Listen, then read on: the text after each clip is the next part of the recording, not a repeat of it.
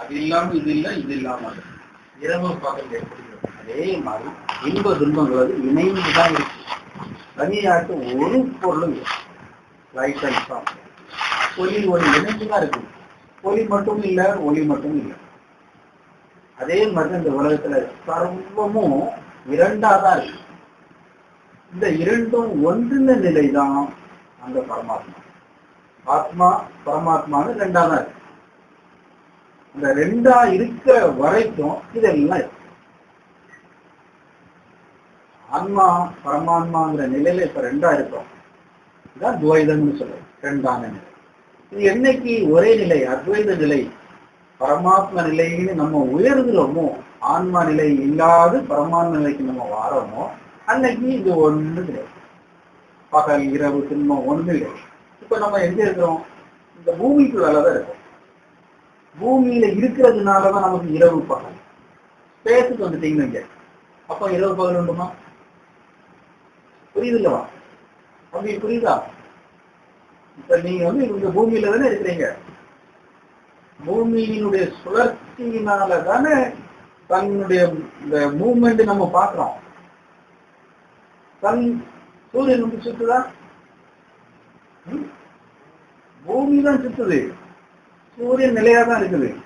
பூமியினுடைய சுழற்சியினால அதுக்குள்ளால நாம மாட்டிக்கிட்டதுனால, பூமிக்குள்ளால நாம இருக்கிறதுனால, பூமி நம்மளோடு சேர்ந்து சுத்திட்டு இருக்கிறதுனால நாமளும் சுத்திட்டு தான் இருக்கிறோம். நமக்கு தெரியல, கண்டமா இருக்கிறதுனால நம்ம சுத்துறது நமக்கு தெரியல. ஆனா பூமிக்குள்ள இருக்கக்கூடிய நாம வந்து அப்படி சுத்தி பூமியோடு சேர்ந்து சுத்திட்டு தானே இருக்கிறோம். அந்த சுழற்சி தான் சூரியனுடைய தோற்றம் மறைவுக்கு காரணம். உண்மையிலேயே சூரியன் தோன்றவும் இல்லை, மறைவும் இல்லை. அப்ப நம்ம தோன்றுதாட்டும் மறைதாட்டுல சொல்லிட்டு இருக்கோம், பார்த்துட்டு இருக்கிறோம். இதுதான் மாயை. மாயைக்கு டெபினிஷன் என்னன்னா, ஒண்ணுமில்லாதது இருக்கிறது மாதிரி காண்பிக்கிறது.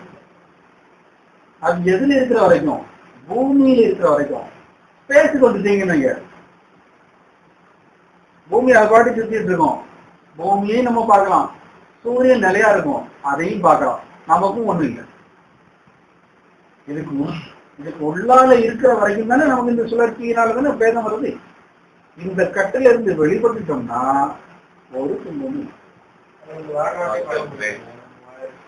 முடியும். இப்ப அது விஞ்ஞானம் பூர்வமாட்டு இப்ப ராக்கெட்ல போயிருக்காங்கல்ல, சந்திரனுக்கு போனாங்கல்ல, ஸ்பேஸுக்கு போனாங்களா, அவங்க பாக்குறாங்கல்ல. ஸ்பேஸுக்கு போனவங்க ஆல்ம்ஸ்ட்ராங், ஆல்ட்ரின் எல்லாம் பார்த்துருக்காங்கல்ல. எத்தனை பேர் போயிருக்காங்க? அவங்க போய் அவங்க பார்க்கணும் செய்யறாங்க. நைட்டு ஒண்ணுமே கிடையாது.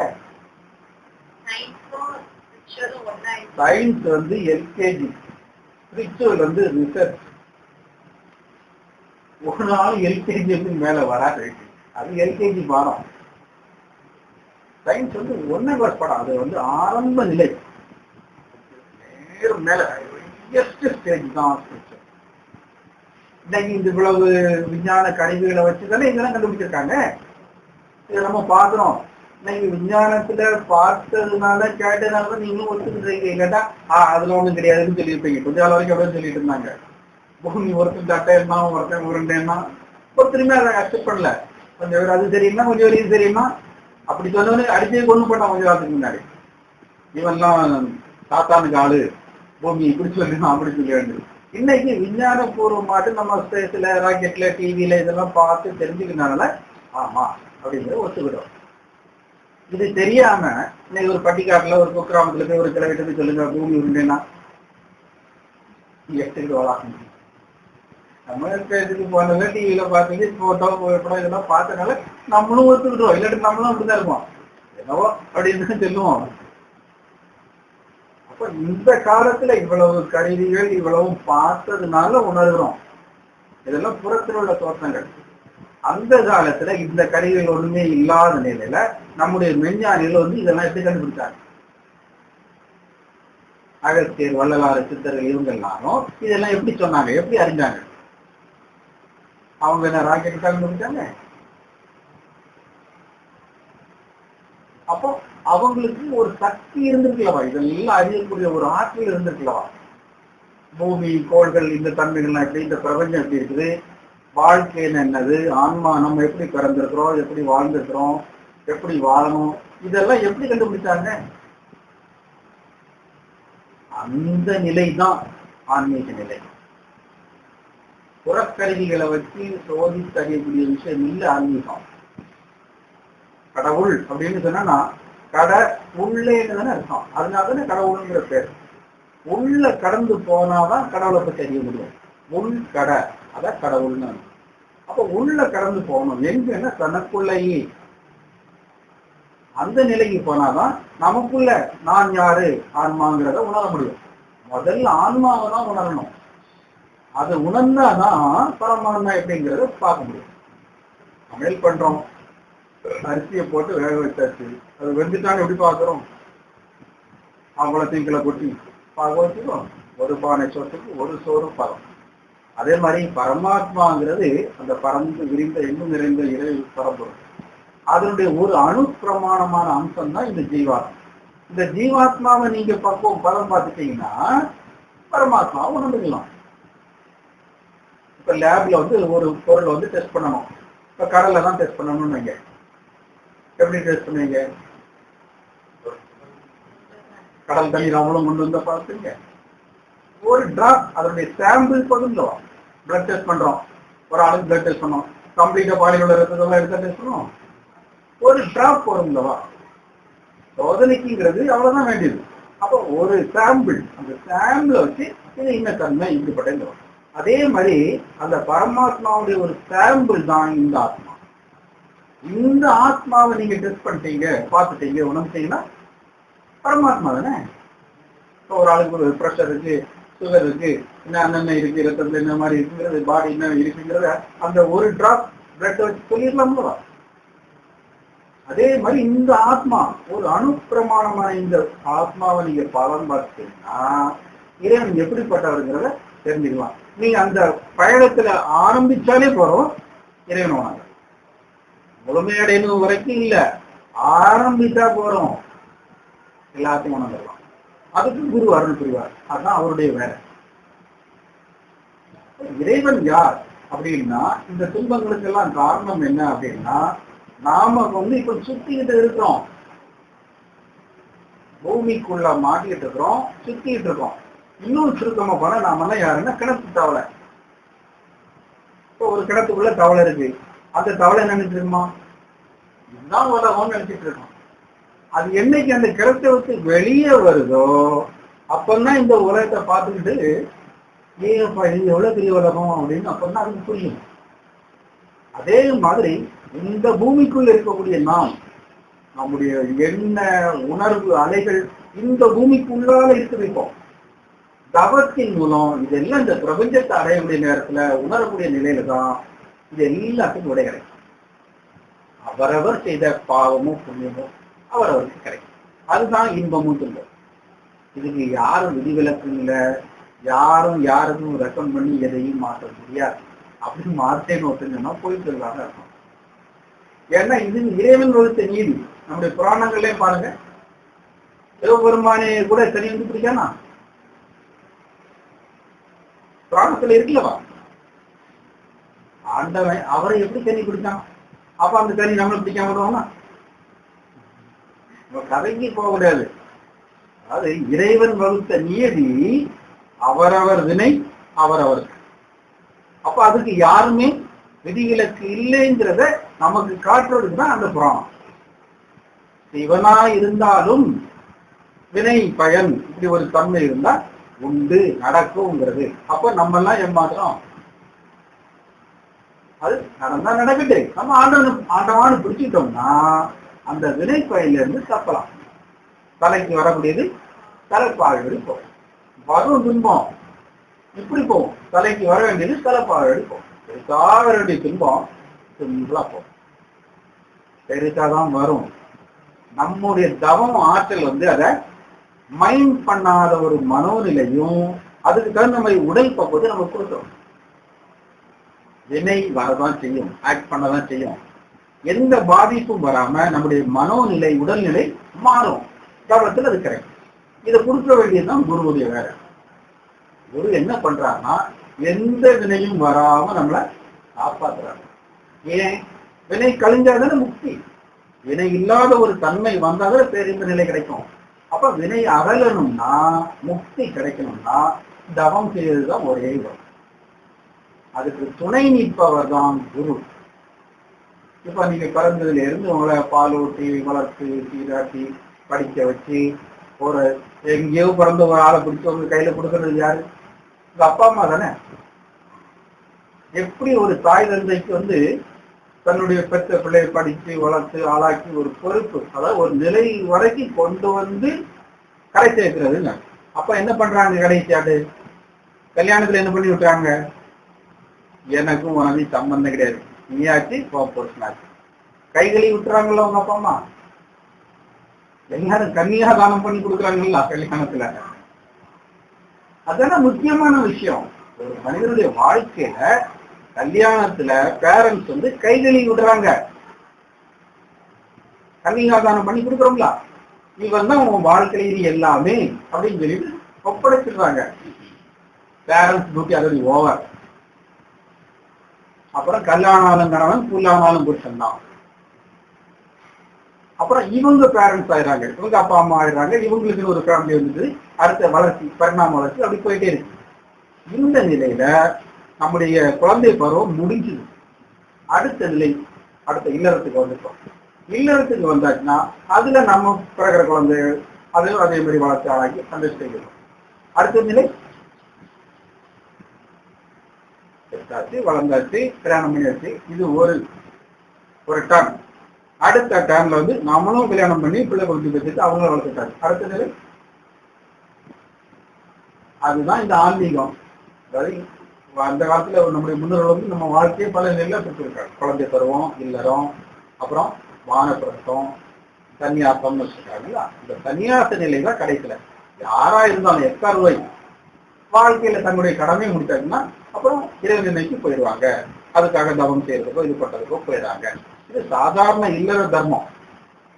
கதைகளில் கூட இலக்கியங்களும் படிச்சிருக்கீங்களா?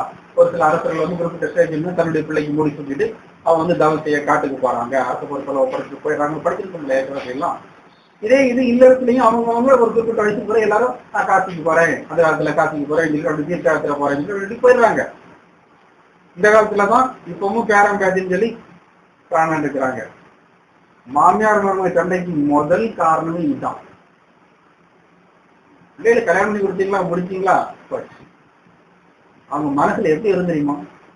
நம்ம பிள்ளைய எப்படி அருமையா பெற்று வளர்த்து ஆளாக்குனாங்க. நேற்று எங்கிருந்தோ ஒருத்தர் அவ போய் நம்ம பிள்ளை இந்த ஆட்டு எங்கால அந்த வேதனை.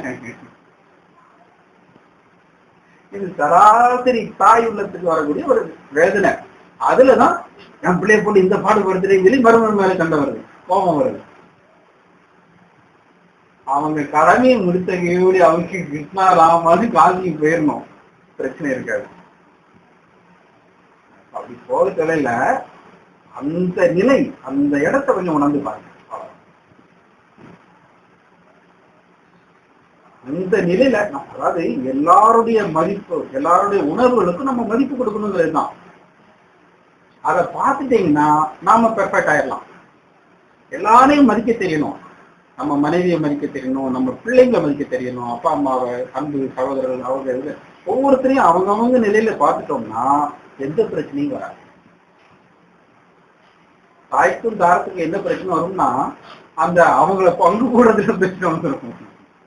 மனைவி அதிக உரிமை எடுப்பாளா, மாமியாருக்கு பிடிக்காது. இதுதான் பிரச்சனை. எல்லாத்துக்குமே அடிப்படைங்கிறது ஆன்மீகம் தான். அந்த ஆன்மீக உணர்வோடி, ஆன்மீக ஈடுபாடோடி தவற வழியில ஒருத்தர் நடப்பான்னா இதை அவங்களும் புரிஞ்சிடுவாங்க, இவங்களும் புரிஞ்சிடுவாங்க, ஒத்து போயிடுவாங்க. அப்ப அந்த குடும்பத்திலையும் ஆன்மீக உணர்வு, அந்த வழி அறநெறி இல்லைன்னா அங்கேயும் பிரச்சனை.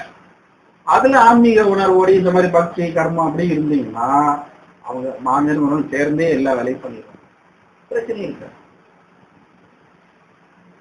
ஆக எல்லாத்துக்கும், ஒரு மனுஷன் நல்லா இருக்கிறதுக்கும் கெட்டு போறதுக்கும் பண்படுறதுக்கும் எல்லாத்துக்குமே ஆன்மீகம் மட்டும்தான் ஒரே வழி. நல்லா படிக்கிறோம், எதுக்கு படிக்கிறோம்? ஃபியூச்சர்ல நல்லா இருக்குங்கிறதுக்கு தான். 60 வயசுக்கு பிறகு சன்னியாசம் போகணும்னா அப்போ நம்முடைய உடல் அதுக்கு தன்னோட ஒத்துழைக்க. அதுக்கெல்லாம் பெரியவங்க என்ன சொன்னாங்கன்னா இளமையில் கல் அப்படின்னா சின்ன வயசுலயே நமக்கு தேவையான நம்ம சேர்த்து வச்சுட்டோம்னா ஃபியூச்சர்ல வந்து நல்லபடியா சந்தோஷமா இருக்கலாம். அதை வந்து இன்னைக்கு எல்லாரும் எப்படி எடுத்துக்கிட்டாங்கன்னா பணம் சேர்க்கறது மட்டும் எடுத்துக்கிட்டாங்க. ஆன்மீக தேடுதல்ல வந்து நம்ம சேர்க்க வேண்டிய அந்த நம்முடைய ஆன்ம சக்தியை சேர்த்து வச்சுட்டோம்னா அது என்னைக்கு இருந்து வேலை. ஆன்ம சக்தி எப்படி சேர்த்து வைக்கிறேன்னா இந்த தவநிலை தான். நம்ம வாழ்க்கைங்கிறது ஒரு ரயில் பிரயாணம் மாதிரி. அதுல இல்லற ஒரு பக்கம் இருக்கணும், ஆன்மீகமும் ஒரு பக்கம் இருக்கணும். ரெண்டும் இருந்தாதான் வினைகளை தீர்த்து நம்ம வாழ்க்கை பயணம் கரெக்டா வைக்க. வெறும் ஆன்மீகத்துல இருந்தாலும் அவனுடைய வினை தீராது, வெறும் இல்லறத்துல இருந்தாலும் வினை தீராது. ஆன்மீக சாதனை செய்துக்கிட்டே இல்லற கடமைகளை செய்துக்கிட்டே இருக்கும்போது அந்த வினைகள் எல்லாம் இவனுடைய தவத்தால கொஞ்சம் கொஞ்சமா நீங்கிட்டே வரும். அதுக்குதான் ஔவையார் இல்லறம் அல்லது நல்லறம் அல்லன்னு சொன்னாங்க. அவங்க இல்லறமே வேண்டாம்னு ஜாமியாரா போயிட்டாங்க, வயசானவங்களா ஆயிட்டாங்க. ஆனா அவங்க என்ன சொன்னாங்கன்னா இல்லறம் தான் சிறந்ததுன்னு சொன்னாங்க. இல்லறம் தான் சிறந்ததுன்னு சொன்னாங்களா, அவன் கல்யாணம் பண்ணிட்டு இருக்க வேண்டியதானே. அவங்க ஏன் கிளவி சொன்னாங்க, எனக்கு இளமையே வேண்டாம் முழுமையை கூட நீ வந்தாங்கன்னா அந்த ஞான நிலையில எது சிறந்ததுங்கிறத அவங்க வந்து நமக்கு அறிவுறுத்துறாங்க.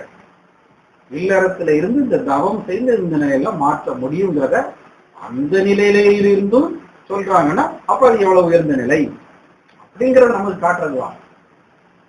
அவங்க வேண்டாம்னாங்களா அப்ப அது வேண்டாம் அப்படி சொல்றதுல, வேண்டாம்னு சொன்னவங்களே அதுதான் சிறந்ததுன்னு சொல்றாங்கன்னா அப்ப அது எவ்வளவு உயர்ந்த நிலை. அப்ப அதனால என்னெல்லாம் சாதிக்க முடியும், அந்த கோணத்துல நம்ம சிந்திச்சு பார்த்தோம்னா அதுதான் சிறப்பு. அப்ப இல்லறம்ங்கிறது என்னன்னா அவங்கவுங்க கடமையை அவங்கவுங்க கரெக்டா பண்றதுதான் இல்லறம். இப்ப நம்ம குழந்தையா இருக்கிறோம், படிக்கிறோம். இப்ப நம்முடைய டியூட்டி என்னது, படிக்கிறது மட்டும்தான் டியூட்டி. பேரண்ட்ஸுக்கு கீழ் படிச்சுக்கிட்டு நல்லா படிக்கணும், நல்ல ஒழுக்கமா இருக்கணும், அவ்வளவுதான். மனைவியினுடைய கடமை கணவன் பிள்ளைகளை நல்ல முறையை படிக்கணும், நமக்கு உண்டான வேலை இருந்தா கடமை இருந்தா வீட்டை நிர்வாகம், அவ்வளவுதான். இதே மாதிரி ஒவ்வொருத்தரும் அவங்கவுங்க டியூட்டியை கரெக்டா செய்யறதுதான் இல்லற தர்மம். இல்லறம்னா கல்யாணம் பண்ணிக்கிட்டு இருக்கிறது இல்லை இல்லற தர்மம். அறநெறி என்னதுன்னா அவங்கவுங்க கடமைகளை கரெக்டா செய்யறது. அவங்கவுங்க கடமைகளை கரெக்டா செய்தா பிரச்சனையே இல்லையே. ஏன் நல்லா படிக்கலையேன்னு தானே அப்பந்தானே அப்பா அடிப்பாங்க, பிரச்சனை வரும். கரெக்டா படிச்சுட்டு நம்ம கடமையை ஒழுங்கா செட்டோம்னா பர்ஃபெக்டா இருக்குன்னா ஒண்ணுமே இல்லையே. எல்லாம் இருந்தாலும் இறை உணர்வு, இறை நம்பிக்கை, அந்த பக்தி, நெறி, ஒழுக்கம் சின்ன வயசுல இருந்தே ஊட்டி ஊட்டி ஊட்டி வளர்த்தா அது இன்னும் சிறப்பு. அதுதான் சிறப்பு. அதுக்குதான் கோயில் அவ்வளவு கட்டிருக்கு. ஏன் கோயில் கட்டிருக்காங்க? கோயில் இல்லா ஊரில் குடியிருக்க வேண்டாம்னு சொல்லியிருக்காங்க. அப்ப கோயில் எதுக்கு கட்டிருக்காங்கன்னா குழந்தைகள்ல இருந்து ஒரு வயசுல இருந்து அதுக்கு அந்த பக்தி உணர்வை ஊட்டி வளர்க்கணுங்கிறது. பக்தி ஊட்டி ஊட்டி வரும்போது அந்த மனம் குணம் செயல்பாடு எல்லாம் பெர்ஃபெக்டா இருக்கும், நல்ல குழந்தையா இருக்கும். பிராமின்ஸ் எல்லாம் குறிப்பிட்ட வயசுல 9 வயசு இல்ல அட்லீஸ்ட் கல்யாணம் ஆகணும், அதுக்கு முன்னாடியாவது இந்த உபநயனம் வச்சிருவாங்க.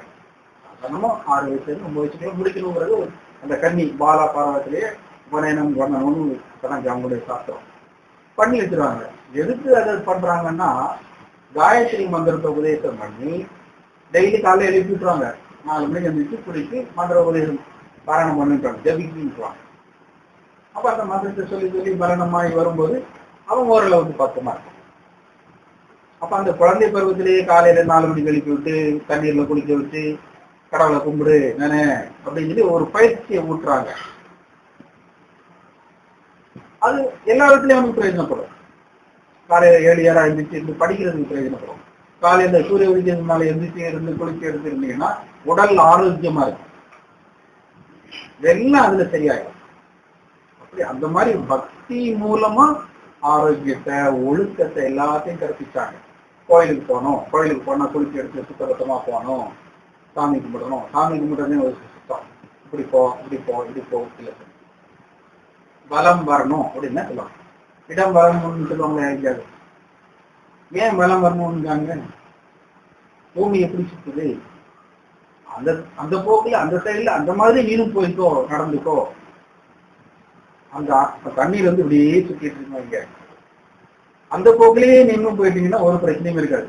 நீங்க ஆப்போசிட் சைட்ல போறீங்கன்னா பாதிப்புகள் உண்டாகும். பார்த்தீங்களா? நம்ம பாடியில பிளட் சர்க்குலேஷனும் லெஃப்ட் டு ரைட் தான். ஒளி நம்முடைய பிராண சக்தியினுடைய ஓட்டமும் லெஃப்ட் டு ரைட் தான். கோயில நம்ம சுத்தணுங்கிறது அதுக்காக தான். இடம் வலமாக சுற்றி வாருங்கள். சித்தர்கள் சொன்னதும் அதுதான். இடம் வலமாக சுற்றி வருவது பெருவிரைவை பற்றிக்கொள் பேரின்பத்தேன்னு சித்தர் பாடிட்டார். இடம் வலமாக சுற்றி வரணும்னா அதுல அந்த இயற்கையோடு ஒரு இயந்த வாழ்க்கை, நம்முடைய ஒவ்வொரு நடவடிக்கையும் அதுக்கு தகுந்தபடி போகணும்னா எல்லாமே பெர்ஃபெக்டா இருக்கும். எதிர்நீச்சல் போடக்கூடாது, அது என்னைக்குமே ஆபத்தான். இயற்கையிலேயே உடல் தன்மை அதுதான் கோயில் நிலை. உடல் எப்படி இருக்குதோ அதே அமைப்பு தான் கோயில் கட்டி வச்சிருக்காங்க கொண்டு வருது. அப்ப இந்த மாதிரி நடந்துக்கிட்டேன்னா இந்த மாதிரி உன்னுடைய உடல் சீரா இருக்கும். கோயில்ல போய் குடிமரத்துல போய் கீழே போய் விழுந்து கும்பிடுனாங்க, அது ஒரு எக்ஸசைஸ் மாதிரி தான். அதுக்கு பேர் வந்து அஷ்டாங் என்னது சாஸ்தாங்க பிரதர்ஷனம் பண்றது ஒண்ணு, சாஸ்தாங்க நமஸ்காரம் பண்றது.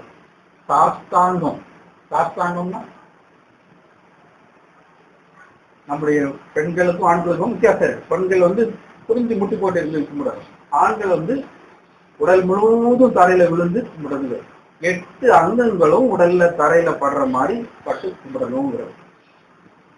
அதுக்கும் ஒரு காரணங்கள் இருக்கு. இந்த மாதிரி எல்லாமே உடல் நலத்தையும் மனநலத்தை உணர்வு நிலையிலையும் நம்ம பர்ஃபெக்டா இருக்கணுங்கிறதுக்காக தான் இந்த பக்தி நிலையை ஏற்படுத்தாங்க. அப்படிலாம் செய்யும் போது உடல் சீராகும். குளித்து எடுத்து நல்ல உணவு நல்ல ஆகாரம் சாப்பிட்டு வரும்போது உடல் சீராகுது, இன்னும் நல்லா இருக்கு. மனநிலையில தெய்வ சிந்தனை அப்படியே இருக்கும்போது சலனம் இல்லாத ஒரு நிலை வரும்.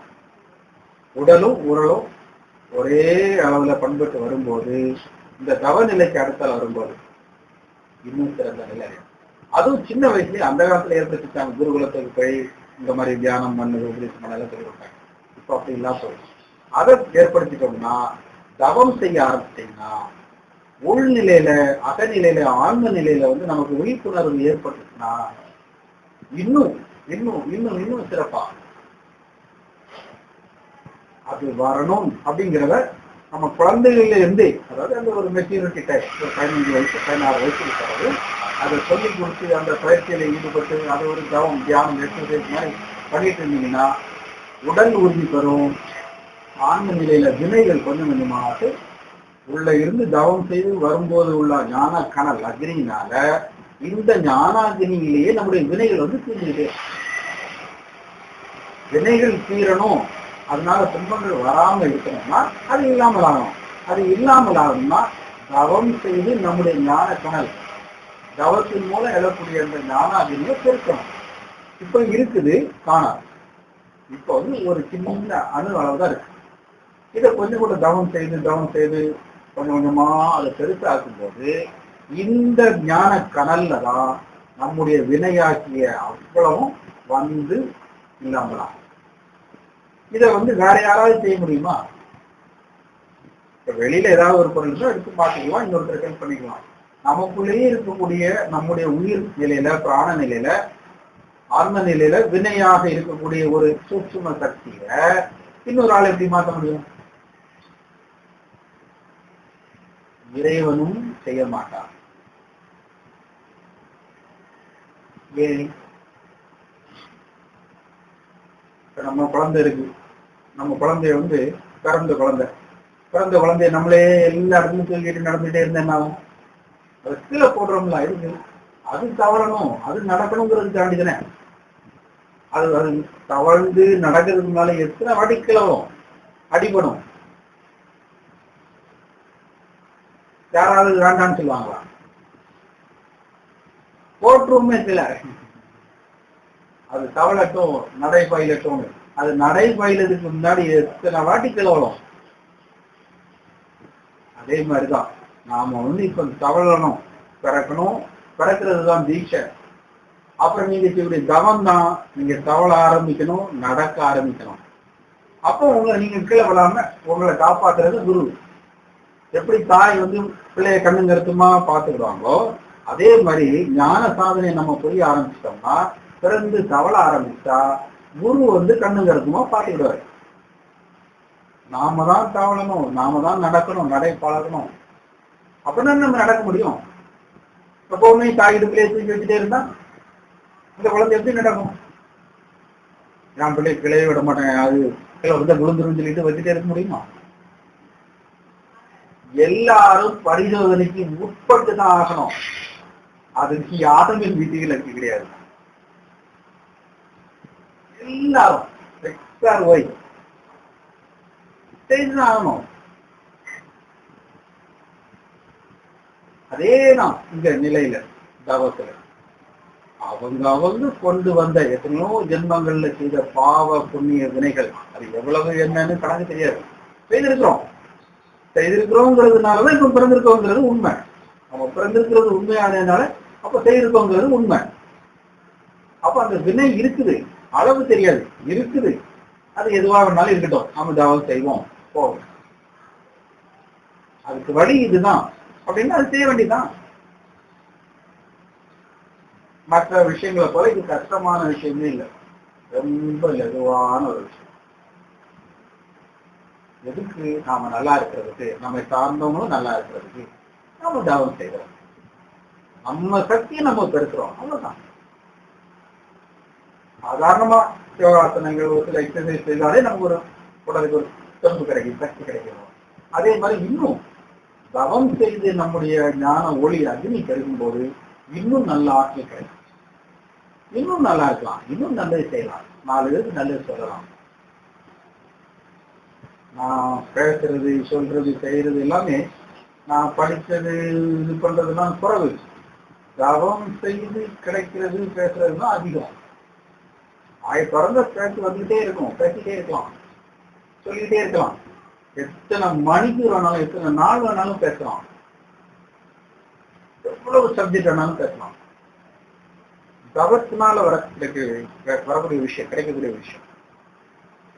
வள்ளல் பெருமான் பாடுறாரு, வேடகத்தே எழுதாத மறைகள் அனைத்தையும் பயிற்றுவித்தாய் என்பதற்கு. வேதத்துல இடிவேல் எது வரைக்கும் வந்தது, இனி வரப்போறது, நடக்கிறது, 3 காலத்துல உள்ள நிகழ்ச்சிகள் வந்தது, நடக்கிறது எல்லாத்தையும் அறியக்கூடிய ஆற்றல் ஒரு ஞானிக்கு தான் வரும். அப்போ அவர் எவ்வளவு தூரம் அந்த ஞானத்தை பெற்றிருக்காரு? தன்னிலையில தான், தன்னிலையில தன் ஆன்ம நிலையை உயர்த்துறதுனால கிடைச்ச ஒரு பலன் அது. அப்ப அந்த நிலையில நாமும் அந்த மாதிரி சாதனை செய்து தவம் செய்து நமக்கும் அந்த நிலை கிடைத்தா நாம அந்த மாதிரி நிலை அடையலாம். இதுக்கு தனியாட்டம் ஒருத்தர் பிறக்க வேண்டாம். நம்ம பிறந்ததே அதுக்குதான், அரிதறிது மானிடராய் பிறந்தது. மனுஷனா பிறந்ததே இதுக்குதான் அப்படின்னு ஞானிகள் சொல்லியிருக்காங்க. ஏன் மனுஷனா பிறந்திருக்கிறோம்? நல்ல படிச்சு நல்ல சம்பாதிக்கிறது இல்ல, நல்ல வேலை பார்த்து மல்டிமில்லியன் ஆகிறதுக்கு இல்ல, வாழ்வாங்கு வாழணும், இறைவனை சேரணும். அதுக்குதான் இந்த பிறப்பு. அதுதான இந்த பிறப்பு இருக்குன்னா தவம் செய்து இறைவன் அடைகிறதுக்காக கிடைச்ச பிறப்பு. எல்லா ஞானிகளும் மாறணும், அதுதானே வேண்டாங்க. பிறவா நிலை வேண்டும், பிறவா நிலை வேண்டும். அப்ப பிறந்தது இதுக்காக. இப்ப நாம எப்படி பிறந்தோம், ஏன் பிறந்தோம், எதுக்கு பிறந்தோம், எதுக்கு வாழ்கிறோம் ஒண்ணுமே தெரியாம ஏதோ வாழ்ந்துட்டு இருக்கிறோம். இதெல்லாம் சிந்திச்சிட்டோம்னா, அப்ப இதுக்கு தடையா இருக்கிறத மாத்திட்டோம்னா நல்லபடியா வாழலாம். நமக்குதான் ஒரு பிரச்சனை வருதுன்னு, ஏன் வந்தது, எப்படி வந்தது அப்படின்னு அதை தீர விசாரித்து ஆராய்ஞ்சோம்னா, அப்ப அதை வராம தடுத்துட்டோம்னா அந்த பிரச்சனையில இருந்து மீண்டலாம்ல. அதே மாதிரிதான் இந்த பிறவி வந்துட்டுது, ஏன் வந்தது? வினையினால வந்தது. சரி, அப்ப வினை இருந்தா தானே பிறவி. வினை இல்லாமலா இருக்கும்? பிறவி இல்லை, இறைவன் அடையலாம், முக்தி அடையலாம், நல்லபடியா வாழலாம்.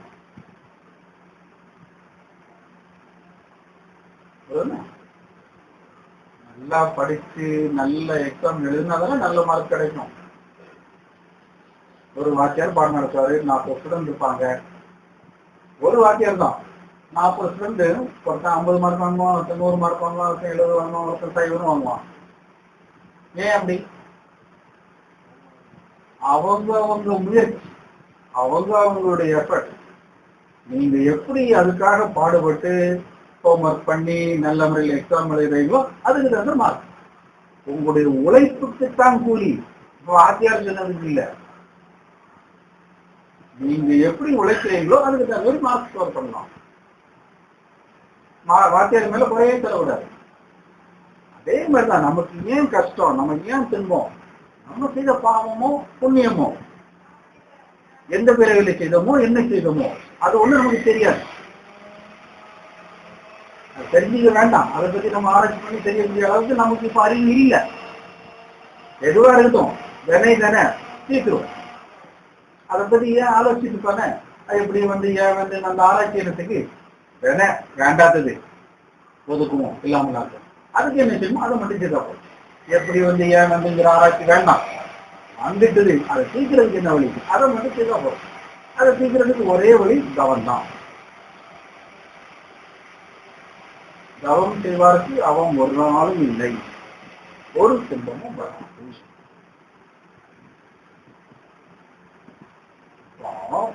எல்லாம் வல்லவன் என்றும் நிறைந்தவன் என்றுமா இருக்கக்கூடிய அந்த பரமாத்மா எல்லா இடத்துலயும் இருக்காருங்கிறது உண்மையா இருந்தால் இவ்வளவு பெரிய உடம்புல இல்லாம இருப்பாரா? எல்லா இடத்துலயும் இருக்காராம். அங்கிங்கனாவிட எதுக்கும் நீக்கவர நிறைந்திருக்காராம். ஒவ்வொரு அணுவுக்கும் அணுவாட்டு இறைவன் இருக்காரு. இறைவனுடைய டெபினிஷன் தானே எல்லாத்துல இருக்காங்க. அப்படி ஒவ்வொரு அணுவிலையும் அணுவாட்டு இறைவன் இருக்கிறது உண்மையா இருந்தா இவ்வளவு பெரிய உடல்ல எத்தனை கோடி அணுக்கள் இருக்கும்? ஒரு அணுவிலேயே அணுவா இருக்கிறான்னா இத்தனை கோடி அணுக்களுக்குள்ள இருக்கக்கூடிய அந்த அணுக்கள் எல்லாரும் இறைவன் தானே. அப்ப இவ்வளவு பெரிய பாம் இந்த உடல்ல இல்லாம இருப்பாரா? இறைவன் இருக்கிறார்களோ? இருக்கிறார். அதுதான் நம்ம உயிர்னு சொல்றோம். நம்முடைய ஜீவன், சக்தி, ஆத்மா, பிராணன் எல்லாம் அதுக்கு வச்சிருக்க பல பெயர்கள் தான். அந்த உயிர்னு ஒண்ணு இருக்கிறதுனால நம்ம நடமாடுறோம். இந்த உயிரை யாராவது பார்த்திருக்காங்களா? யாராவது யாருக்கா கொடுக்க முடியுமா, எடுக்க முடியுமா? அப்பா அம்மா எல்லாம் கொடுத்தது என்னது? உடல் தான். உயிரை கொடுத்தது இறைவன். பரமாத்மாவிலிருந்து வந்ததுதான் ஜீவாத்மா. இந்த உடல் கொடுத்தது மட்டும்தான் அப்பா அம்மா. அப்போ உடல் கொடுத்த அப்பா அம்மாவுக்கு இவ்வளவு மரியாதையும் பணிவும் அன்பும் நன்றியும் பாராட்டக்கூடிய நாம உயிர் கொடுத்த ஆத்மாவுக்கு எப்படி இருக்கணும்? ஆத்மாவை கொடுத்த அந்த பரமாத்மாவுக்கு எப்படி நன்றி காட்டணும்? அதை உணர்ந்து அதன் திருவடியில போய் சேரதான் நமக்கு தெரியல. அதை உணர்ந்து அந்த திருவடியில போய் சேரணுங்கிறது தான் அவரும் நமக்கு கொடுத்த கருணை அனுகிறார். அப்ப அப்பேற்பட்ட அந்த ஆத்மாவாகிய பரமாத்மாவாகிய நம்முடைய உயிர் எங்க இருக்கு, எப்படி இருக்குங்கிறத பார்த்துட்டோம்னா அந்த வினை இதை எப்படி மறைச்சிருக்கு, என்ன தன்மை இருக்குங்கிறத உணர்ந்தோம்னா அதை எப்படி மாற்றணும். அப்படி மாத்திட்டீங்கன்னா பரமாத்மாவோட போய் சேர்ந்துடலாம்ல. எல்லாத்துக்குமே பேசிக் இதுதான். அப்ப அதை சரிப்படுத்திட்டோம்னா அதை புரிஞ்சுக்கிட்டோம்னா இதுல இருந்து நம்ம விடுபட்டுலாம்ல.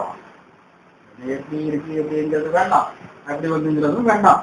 இருக்குது அதனாலதான் இது வந்தது. அப்ப அது இல்லாம கிட்ட அது போயிடலாம். சிம்பிள் தானே. அப்ப அந்த வினையை தீர்க்கிறதுக்கு ஒரே வழியும் இதுதான். நிறைய குருமார்கள், நிறைய சாமியார்கள் நிறைய வழிகள் சொல்லியிருக்காங்க. பக்தி செய்யணும், கர்மா செய்யணும், யோகம் செய்யணும், அப்படி 1000 வழிகள் சொல்லியிருக்காங்க.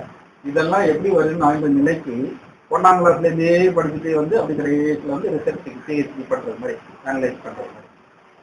வள்ளலார் என்ன சொன்னான்னா, நீ எத்தனையோ பிறவி எடுத்து இந்த ஜென்மத்துக்கு வந்துட்ட, அரிதான பிறவி, இந்த மாநில பிறவி, இன்னும் நீ 1ஆம் கிளாஸ்லயே போய் போகாத, இவ்வளவு பிறவி தாண்டி தானே வந்திருக்குற. அதனால நான் உனக்கு இந்த ஆன்மீக நிலையை, அதனுடைய முயற்சி நிலையை நான் இப்ப உனக்கு சொல்லித்தரேன். இதுல இருந்து நீ பிக்கப் பண்ணி போயிட்டோ, அதுக்கு நான் உனக்கு துணையா இருக்கிறேன். இதான் வள்ளலார் நமக்கு சொல்லக்கூடிய உறுதி. நான் அதுக்கு உனக்கு துணையா இருக்கேன். பிஹெச்டி பண்ணா, ரிசர்ச் பண்ணா அதுக்கு ஒரு ப்ரொஃபஸர் கைடன்ஸா இருப்பாங்களா? அவர் இருந்துதானே கைடன்ஸ் பண்ணி தானே இது பண்ணுவாங்க. அதே மாதிரி இந்த நிலைக்கு நமக்கு வரணும்னா குரு வள்ளல் பெருமான் துணையா இருந்து நமக்கு கைடன்ஸ் பண்ணிக்கிட்டே இருப்பாங்க. செய்ய வேண்டியது அவங்க காட்டின வழியில தவம் செய்யறது மட்டும்தான்.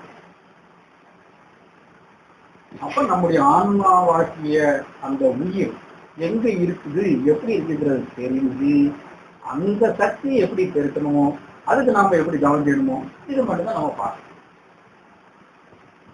நம்முடைய உயிர் ஆற்றலை வளர்க்கிறது, என்ன செய்தால் உயிராற்றல் வளரும், அதை மட்டும் பார்த்தா அது இங்க கவனம் செய்தால் மட்டும்தான் வளரும். மற்றபடி எந்த நிலையிலையும் வளரும், 1% வளரும், அந்த அளவு வளரணும். இல்லை, இது நேரடி அந்த நிலையோடு கான்டெக்ட் பண்ணக்கூடிய நேரத்துல அபரிமிதமான ஒரு ஆற்றல் நமக்குள்ளால உருவாகும். இப்போ மெட்ராஸ்ல சீஃப் மினிஸ்டர் அவரை போய் பார்க்கணும்னா, இங்க இருந்து இங்க அவரை பார்க்கணும், யாரை பார்க்கலாம், அப்படி ஒவ்வொரு ஏஜெண்டா பார்த்து கூட்டிட்டு போய் அப்புறம் அங்க போய் அப்பாயின்மெண்ட் வாங்கி அப்புறம் போய் பார்த்து, அதுக்குள்ள எவ்வளவு நிலைகள் இருக்கு, அலைச்சல், பல ஆட்களை பார்க்கறது, கொடுக்கறது, இப்படிலாம் இருக்குவா. இப்படி போறது பக்தி நிலையில இருந்து ஒவ்வொரு நிலையா தாண்டி வந்து கடைசியில இறைவன் அடையும். மினிஸ்டர் யாரு சமாளிச்சு இங்க இருக்காரு, நம்ம நேரடியா போக வேண்டியதானே, போய் பார்க்க வேண்டியதானே. அதுக்கு மற்றவங்க இசுவார் சேர்ந்தது நேரடியா போய் தொடர்பு கொள்றதுதான் ஞானம்.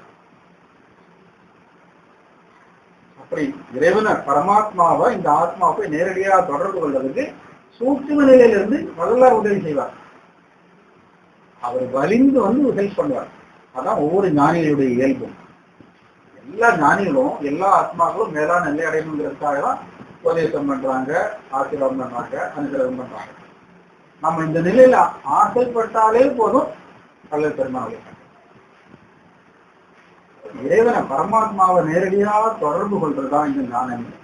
அப்ப அந்த பரமாத்மாவுடைய அம்சம் ஆன்மா எங்க இருக்கு நம்ம உடல்ல புரிஞ்சுட்டோம்னா அதை நேரடியா எப்படி தொடர்பு கொள்றது, அவ்வளவுதான்.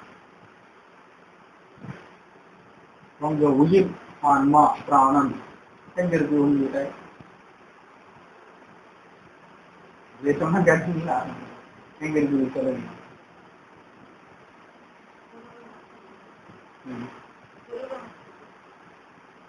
ரோமத்தின புருவமத்தினா இது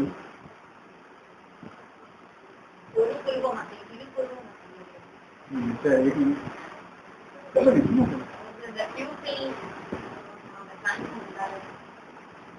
ரொம்ப வெளிப்படையா பேசுங்க. கண்ணுல பேசுறது, கண்மணி, பாவை, அவ்வளவுதான். புருவமத்தின்னு சொல்றது, லாலாடம், சுலர், இந்த மாதிரி நிறைய சொல்றதுன்னா பரிபாஷை. அதாவது அதை வந்து சிந்தித்து அதை புரிஞ்சுக்கணுங்கிறதுக்காக நம்முடைய முன்னோர்கள் ஏற்படுத்தி வச்சது. அதெல்லாம் ஒண்ணும் வேண்டாம், நேரடியா இதுதான் இது அவ்வளவுதான் அப்படின்னு பலவா சொல்லியிருக்காரு. அப்ப நேரடியா வரும்போது கண்ணில் மணியில் மத்தியில் ஊசி முனை அளவு துவாரம் இருக்குது. அந்த ஊசி முனை அளவு துவாரத்திற்கு உள்ளால ஊசி முனை அளவு நெருப்பு. ஒரு ஊசியினுடைய முனை எவ்வளவு சின்னதா இருக்கும், ஒரு லேசா தொட்டா எப்படி இருக்கும், ஒரு சின்ன பாய். அந்த அளவுக்கு நெருப்பு தான் நம்முடைய ஆத்ம ஜோதி, ஜீவ ஜோதி. அதுவும் எங்க இருக்குன்னா இந்த கண்மணி, அந்த கண்மணி கிருஷ்ணமணின்னு சொல்லி இந்த பாப்பான்றது அதனுடைய மத்தியில அதே அளவு ஊசி மணி அளவு இந்த ஒரு சின்ன துவாரம் இருக்கு, வாட்டர், அதுக்கு உள்ளால இருக்கு. இந்த ஊசி மணி அளவு வாட்டர் துவாரம் அடை, இதுதான் அறுத்து அடைத்த வாசல்.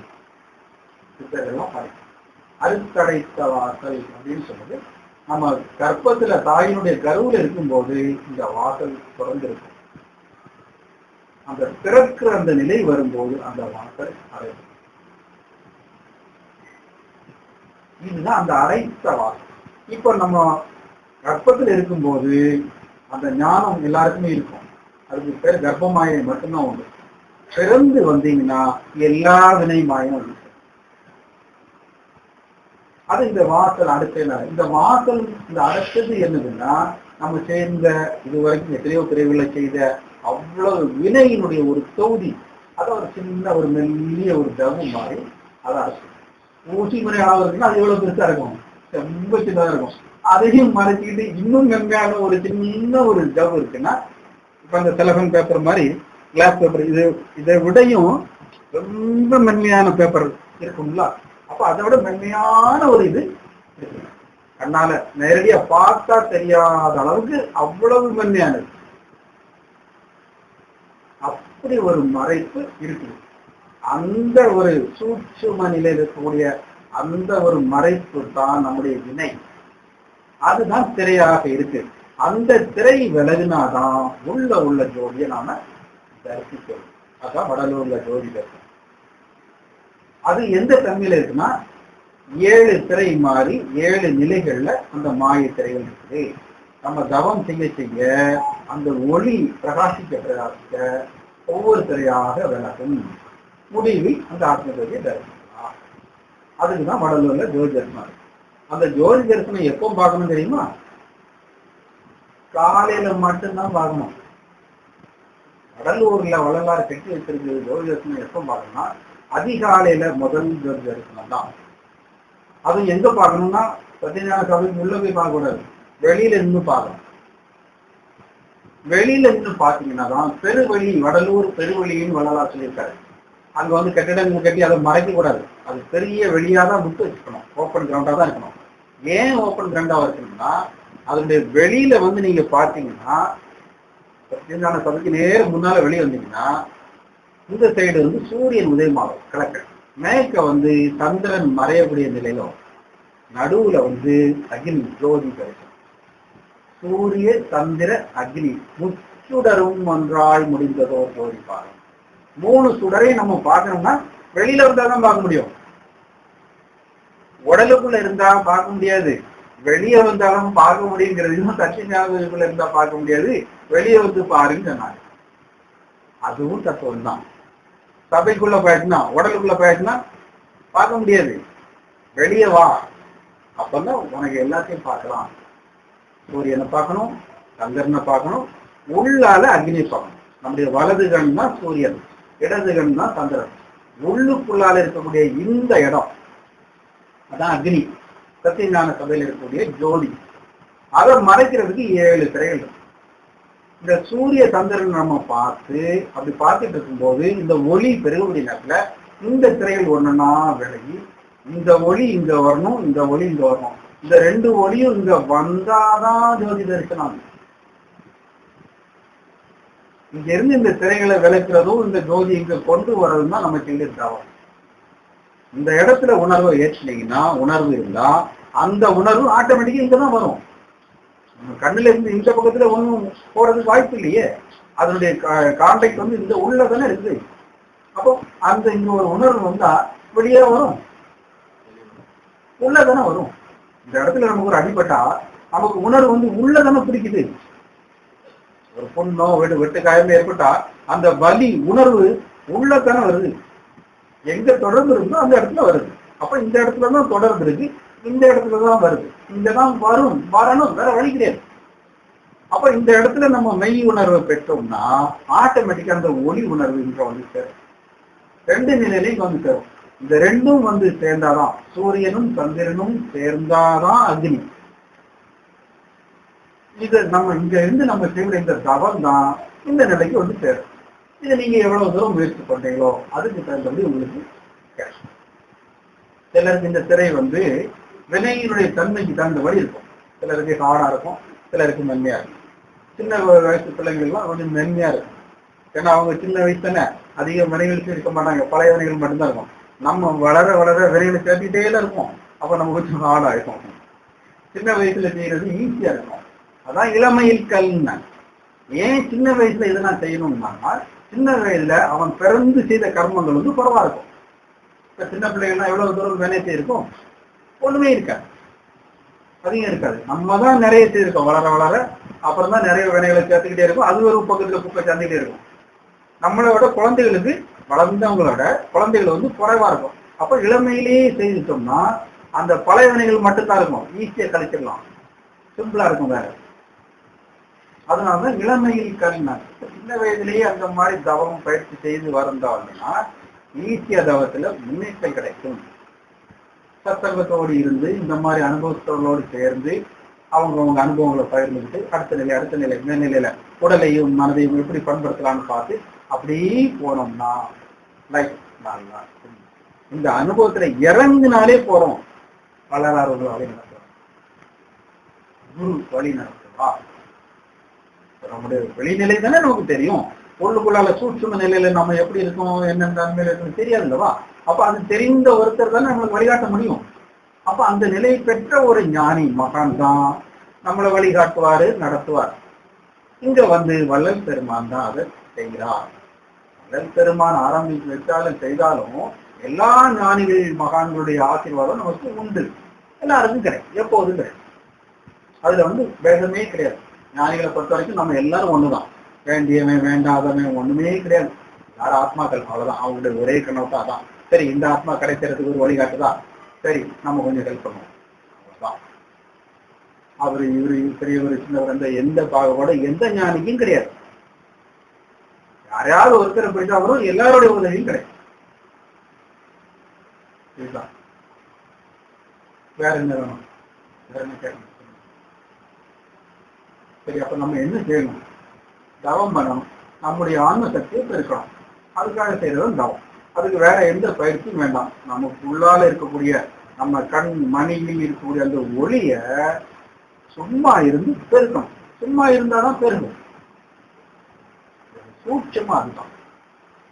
எதையாவது நம்ம செய்தா அது ஒரு சக்தி பெருகும்னு சொல்லலாம். ஞான சாதனைக்கு என்னன்னா, நீங்க சும்மா இருந்தாதான் அந்த சக்தி பெருகும். சும்மா இருந்தா எப்படி சக்தி பெருகும்? எதையாவது செய்தா ஏதாவது கிடைக்கும், அப்படிதானே? அது உலகத்துல மற்ற எல்லாத்துக்கும் பொருந்தக்கூடிய ஒரு விஷயம். ஞானத்துக்கு அது நேர் ஆப்போசிட்டான. நீங்க ஒண்ணுமே செய்ய விடாது, சும்மா இருங்க. இப்ப நம்ம கண்ணில் மணியில் இருக்கக்கூடிய அந்த ஒளியை வந்து பெருக்கணும். இதுதான் நம்முடைய வேலை. அந்த ஒளி பெருகணும், அதுக்காக தான் நம்ம தவம் செய்யணும். அதுக்கு என்ன பண்ணணும் அப்படின்னா, நம்முடைய ஞானிகள் எல்லாரும் அதுக்கு ஒரு சின்ன ஒரு தந்திரம் சொல்லியிருக்காங்க. இப்போ வந்து நம்ம வந்து யாரு? வினை வழி வந்த ஒரு ஆத்மா.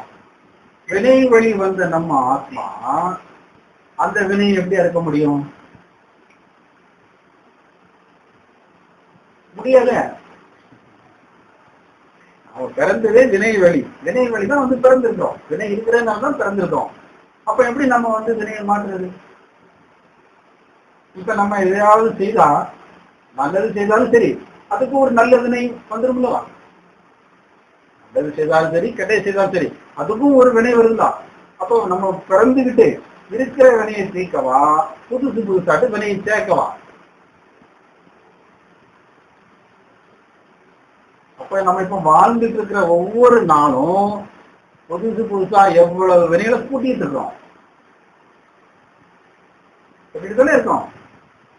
ஏதோ எதை செய்தாலும் சரி, நல்லது கெட்டது ரெண்டும் தான்.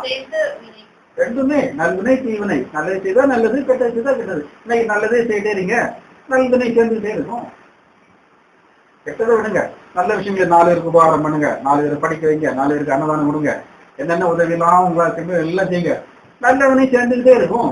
அடுத்த பிறகு எப்படி வருவீங்க? பெரிய மகாராணி வந்து பிறப்பீங்க, செல்வ சரி கூடி நல்ல இடத்துல வந்து பிறப்பீங்க. அப்ப நல்லதுதான் செய்வீங்கிறதுக்கு என்ன உத்தரவாதம்? நல்லதே செய்துட்டு இருந்தீங்கன்னா நல்லது கிடைக்கும். இந்த நிலையில அது பூரணமாகாது. ஏன்னா அதுக்கு ஒரு வினைன்னு வந்ததுனால. எப்போ பூரணமாகும்னா, நல்வினை தீவினை இரண்டும் மறுத்தே. ஒரு வினை இல்லாத நிலையில தான் பூரண நிலை அடையும். நல்லதோ கெட்டதோ வினைன்னு ஒண்ணு இருந்தா பிறவின்னு ஒண்ணு உண்டு. அதான் உங்களோட சட்டம் என்னன்னா, வினை இருக்கா பிறவி உண்டு. அது நல்லதா கெட்டதாங்கிறது இல்லை பிரச்சனை. வினை விதி வந்துடும். வினை தான் விதியா வருது, விதிக்கப்பட்டது. அது எவ்வளவு நல்ல வினைகள் செய்யிருக்கான், அப்ப இவனுக்கு இந்த மாதிரி ஒரு நல்ல வாழ்க்கை அமைக்கணும்னு விதிக்கப்பட்டு தான் நமக்கு வந்து தலையெழுத்தா வந்து சேரும். தலை எழுத்துன்னா தலைக்கு தலையாகிய அந்த ஆன்மாவோட எழுதப்பட்டது அந்த மறைப்பு, அந்த இதுதான் தலையில எழுதிருக்குங்கிறது. அந்த மறைப்பு தான், சொந்த சிறைதான். அப்ப அது மாறணும்னா இப்ப போய் வினை நல்லதோ கெட்டதோ வினை இருந்தா இப்படிதான் பிரச்சனை. அப்ப வினை இல்லாம இருக்கணும்னா என்ன செய்யணும்? சும்மா இருக்கணும். ஏதாவது செய்தாலுமே வினை வருது. நல்ல செய்தா நல்லது வருது, கெட்டது செய்தா கெட்டது வருது. சும்மா இருந்தீங்கன்னா ஒண்ணும் இல்லை. புரியுதா? ஏதாவது செய்தா ஏதாவது வரும். Every action that's an equal and opposite reaction. ஒவ்வொரு ஆக்ஷனுக்கும் எதிர்மறையான ஒரு ரியாக்ஷன் உண்டு. ஆக்ஷனே இல்லைன்னா ரியாக்ஷனே இல்லை. நீங்க எந்த வினையும் செய்யாம இருந்தா உங்களுக்கு எந்த வினையும் இல்லை. அதுதான் ஞானம். அப்ப உங்களுக்கு என்ன செய்யலைன்னா, முதல்ல கொண்டு வந்த வினையை தீர்க்கிறது இருக்கட்டும், இப்ப எந்த வினையும் செய்யாம இல்லை, சும்மா இரு. அப்ப எந்த செயல்பாடும் இல்லாம சும்மா இருந்தால் இனி புதுசாட்டு எந்த வினையும் வராது. 10 பாயிண்ட். அப்ப சும்மா இருக்கிறதுக்கு ஒரு ஒரு தன்மை, ஒரு பிராக்டிஸ் இருக்கணும்னா அந்த நிலைதான் நமக்கு ஞானிகள் எல்லாரும் நமக்கு தந்திருக்காங்க. முதல்ல புதுசாட்டு வினைகளை சேர்க்காத, சும்மா இருந்து பழைய வினைகளை தீர்க்கிறதுக்கு கவனம். அப்ப சும்மா இருந்தா புதுசாட்டு வினைகள் வராது. அப்ப பழைய வினையை தீர்க்கிறதுக்கு என்ன செய்யணும்? அப்ப பழைய வினைகள் எங்க இருக்குது? கண்ணில் மணியில் மத்தியில் சூட்சமமாக இருக்குது. அப்ப அந்த இடத்துல இருக்கக்கூடிய அந்த வினை திரைய இல்லாமலாக்கணுமா, அங்க உள்ள இருக்கக்கூடிய அந்த ஜோதிய பெருசாக்கணும். அந்த மூல கணலை, ஞான கணலை பெருக வைக்கணும். பெருக வச்சுட்டா அந்த திரை இல்லாமல் ஆகும். அப்ப அந்த திரையை பெருக வைக்கிறதுக்கு நம்ம தொட்டோ வேற எந்த கருவியை வச்சு எதுவும் செய்ய முடியாது. அப்ப அதை எப்படி கொண்டு வரணும்? உணர்வாலேயே கொண்டு வரணும். உணர்வால மட்டும்தான் கொண்டு வர முடியும். உணர்வால கொண்டு வர முடியுமா?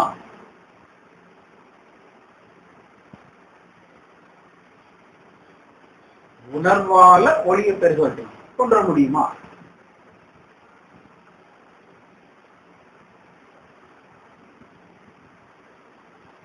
இந்த ஆமை தெரியுமா? ஆமை எப்படி இருக்கு? ஆமை என்ன பண்ணும்னா, குளத்திலேயோ ஆற்றுலையோ கடல்லையோ இருக்கும். அது என்ன பண்ணும், நேர கரைக்கு வந்து மண்ணை தோண்டி அதுல முட்டை போடும். மண்ணை போட்டு மூடிட்டு அது போயிடும். குளத்திலேயோ ஆற்றுலையோ கடல்லையோ எங்கேயாவது போயிடும். எவ்வளோ லாங் டிஸ்டன்ஸ்ல வேணாலும் போயிடும். அதுக்கு இந்த முட்டை போட்டு இவ்வளவு நேரம் ஆச்சு, இவ்வளவு நாள் ஆச்சுன்னு அதுக்கு தெரியும். அந்த நேரத்துல பல மைல் தூரத்துல இருந்தாலும் அது நினைச்ச மாத்திரத்துல இந்த குஞ்சு பொரியும் முட்டையில இருக்கு. எல்லா சித்தர்களும் ஞானிகளும் ஆமையை வந்து உதாரணமா சொல்லுவாங்கன்னா இதுக்குதான்.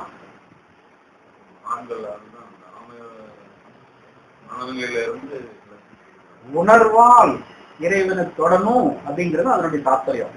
அது மட்டும் இல்ல, ஆமைகிட்ட இன்னொரு விசேஷம் வந்துன்னா, அதனுடைய 4 காலையும் தலையும் 5 ஒரு ஆபத்துன்னு வந்து ஆபளத்தையும் உள்ளாடு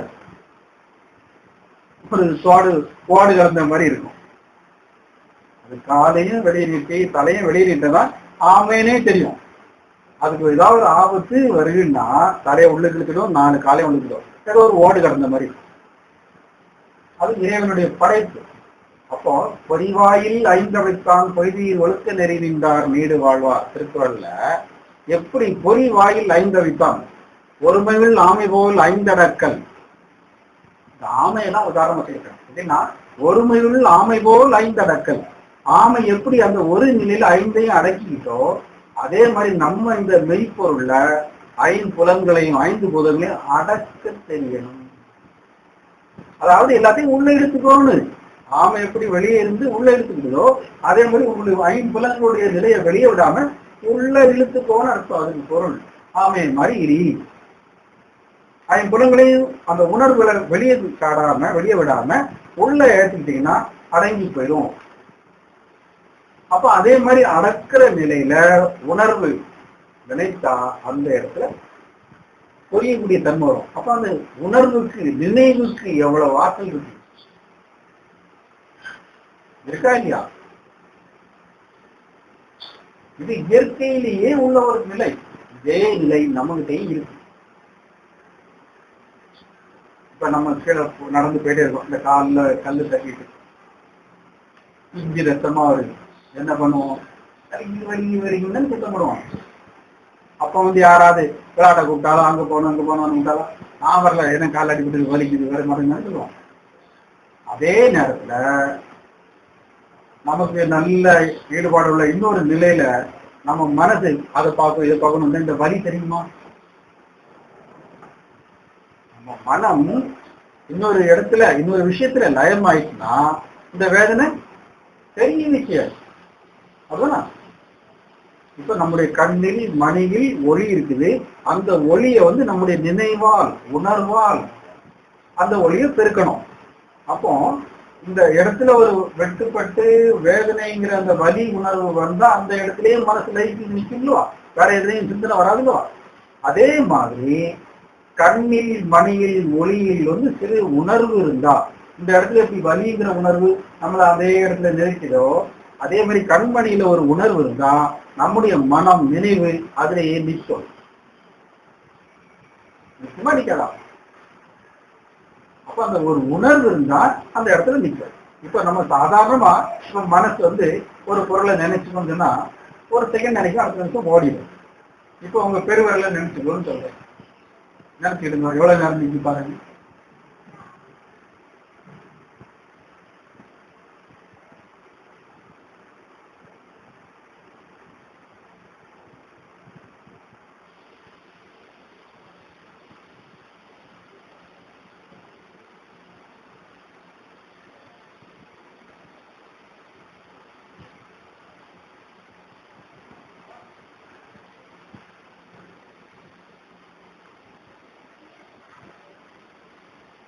எவ்வளவு நேரம் இருக்கு? நினைச்சுட்டே இருக்கீங்களா? மனசு வேற எங்கேயும் போகலையா? கண்டினியூஸா நினைச்சுட்டே இருக்கீங்களா, இல்ல மனசு வேற என்னெல்லாம் வந்துட்டா?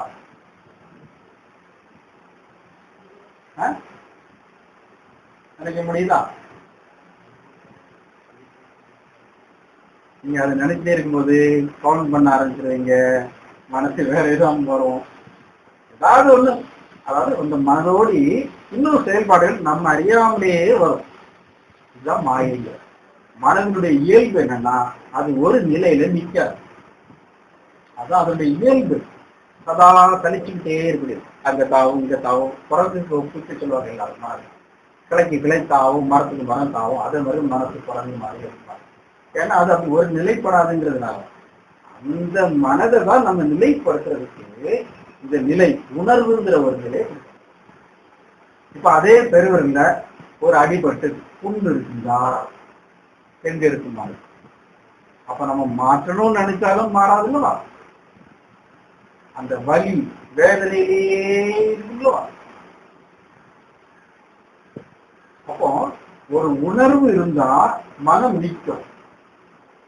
அதுக்கு விடை ஆன்சர் என்னன்னா கண்டுபிடிச்சிருங்க. அப்போ ஒரு வலிங்கிற உணர்வு இருந்தா மனசு அதுலயே நிக்குதுங்களா ரொம்ப நேரம். இதே மாதிரி நம்முடைய கண் மணியில ஒரு சிறு உணர்வு இருந்தால் எப்படி இந்த வலிங்கிற உணர்வு இருக்கோ அதே மாதிரி ஒரு உணர்வு இருந்தா அப்ப அந்த மனசு அதுல நிக்குங்களா? நிறுத்தலாம்ல? நிறுத்த முடியுங்களா? அப்படி ஒரு உணர்வை கொடுக்கிறது தான் தீட்சை. அப்படி ஒரு உணர்வை குரு கொடுத்து அந்த உணர்வை உங்களை உணர வச்சுட்டா அந்த உணர்வுல நீங்க நினைச்சு அப்படியே இருந்து தவம் செய்ய அந்த உணர்வு ஆட்டோமேட்டிக்கா பெறும். இந்த உணர்வை பெறாத வரைக்கும் உங்களால சாதனை செய்ய முடியாது. இப்படித்தான் இருந்து சாதனை செய்யணும்னு வள்ளலார் சொல்லியிருக்காரு, ஞானிகளாக சொல்லியிருக்காரு. எப்படி ஒருத்தன் தவம் செய்யணும் அப்படின்னு வள்ளலார் சொல்றாரு. நினைந்து நினைந்து நினைந்து நினைந்து உணர்ந்து உணர்ந்து நெகிழ்ந்து நெகிழ்ந்து கண்ணில் மணியில் நினைவை வச்சுட்டீங்க. அதை நினைச்சு இருக்கும்போது அந்த உணர்வு பெருகி பெருகி வரும்போது நெகிழ்ச்சி உருக்கம் வந்துடும். உருக்கம் வந்தாச்சுன்னா என்ன ஆகும்? உருகி போகும். ஐஸ் உருகுன்னு என்ன ஆகும்? நீரா போட்டும். நீங்க உருக்கம் வந்தாச்சுன்னா சாதாரணமா கொஞ்சம் உருக்கம் வந்தாச்சுனாலே கண்ணீர்ல தண்ணீர் வந்துடுவா. அந்த நினைவு உணர்வு மாறி நெகிழக்கூடிய நேரத்துல கண்கள் ஆறா கண்ணீர். இப்படியே இருந்து இருந்து இருந்து நினைந்து உணர்ந்து நெகிழ்ந்து நெகிழ்ந்து தவம் செய்ய அந்த உணர்வு பெருக பெருக உள் ஒளி பெருகும். எப்படி ஆமை எங்கிருந்தோ அந்த நினைவால உணர்வால எப்படி அந்த உஷ்ணம் ஏற்பட்டு உணர்வால தான் நினைவால தான் உஷ்ணம் பெருகி அந்த குஞ்சு பொறிக்குதோ அதே மாதிரி நம்ம நினைவை மட்டும் அங்க வச்சு அந்த உணர்வுலேயே இருந்து நிலைச்சு இருந்தா எவ்வளவு நேரம் இருக்கிறோமோ அந்த நிலை தகுந்தபடி அந்த வழி பெருகிட்டே இருக்கு.